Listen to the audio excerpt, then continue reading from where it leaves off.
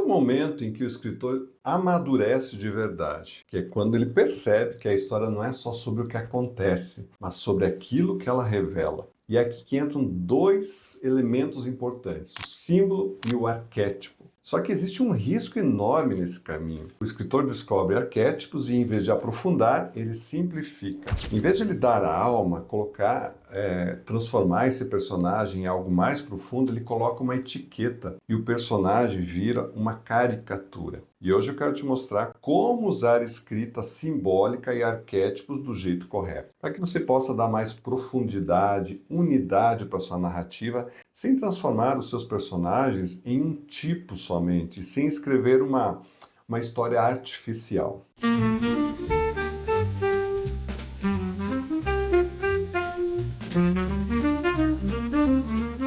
Eu preciso começar com uma correção importante, porque muita gente confunde conceitos. Então vamos lá. Arquétipo, minha gente, não é o personagem. Arquétipo é uma força humana recorrente.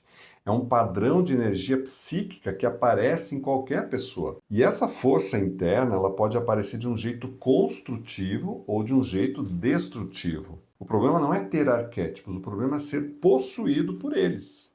Quando a força aparece integrada, ela sustenta o personagem. Quando ela domina, ela distorce o personagem. E é justamente dessa distorção que aparece o exagero, o clichê, a caricatura. Uma outra correção, nem tudo que as pessoas chamam de arquétipo é arquétipo. Existem funções narrativas, papéis que uma figura cumpre durante essa jornada. Vou pegar um exemplo, o mentor, por exemplo, é uma função.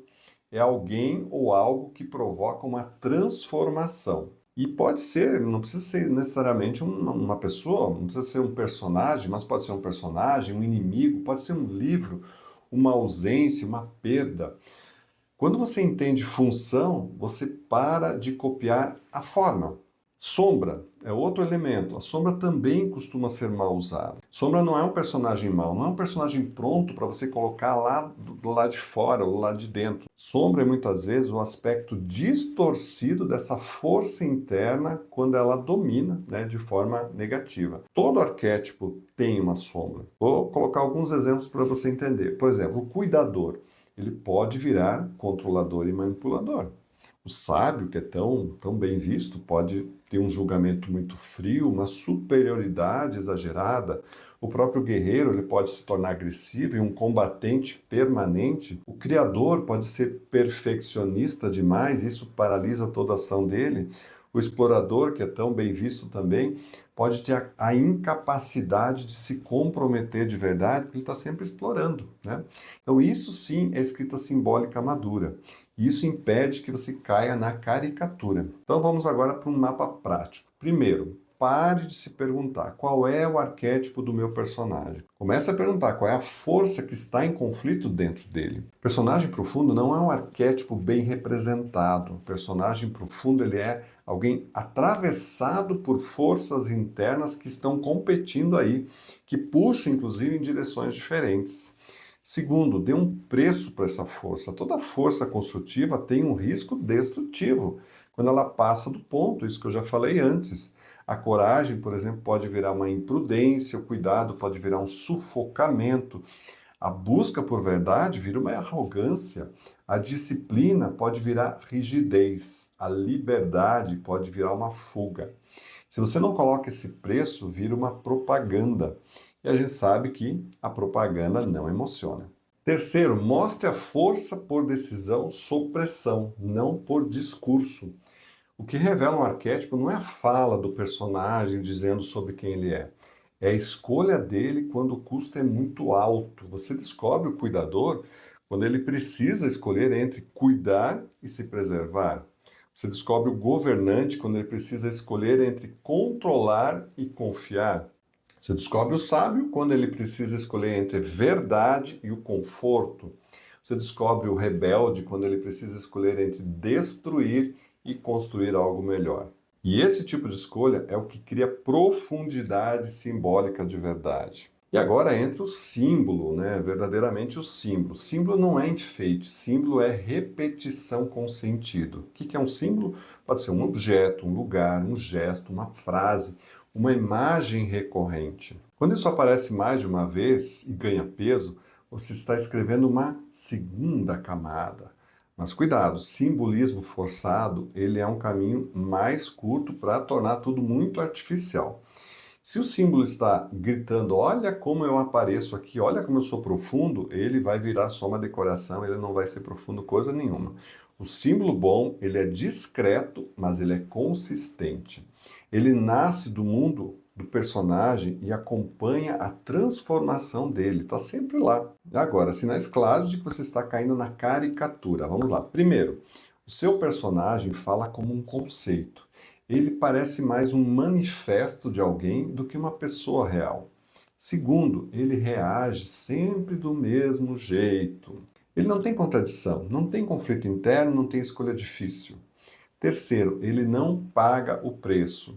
Ele representa uma ideia, mas não vive as consequências. E agora, como corrigir isso com rapidez? Então vamos lá. Primeiro ajuste. Escreva a contradição central do seu personagem em uma frase, uma linha só, de uma forma muito rápida. Por exemplo, ele protege os outros, mas não sabe pedir ajuda. Então esse mas é extremamente importante. Ou ela quer liberdade, mas tem medo de se decepcionar.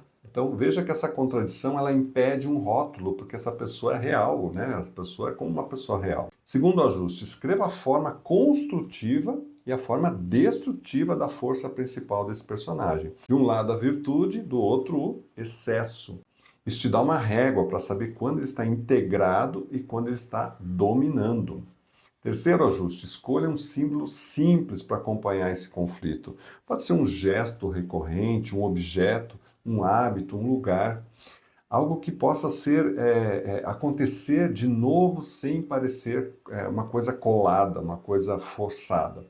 O símbolo funciona como memória emocional do leitor.